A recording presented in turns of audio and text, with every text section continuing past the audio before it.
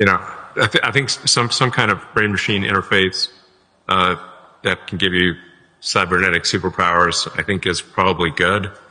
It could, you know, help people that have brain or spine injuries. You know, enable people who've never spoken for years to speak again, which we've done. Give people eyesight who have lost both eyes or the optic nerve, or maybe have never even seen at all, blind from birth, by direct interface to the optical centers in the brain. You can actually restore eyesight, or give people eyesight that they've never had before, and you can enable people to walk again, which I think is profound. I mean, these are kind of Jesus level things, you know, like let's say, like when technologies are hitting like Jesus level miracles, you know, like, that's pretty good. Yeah. And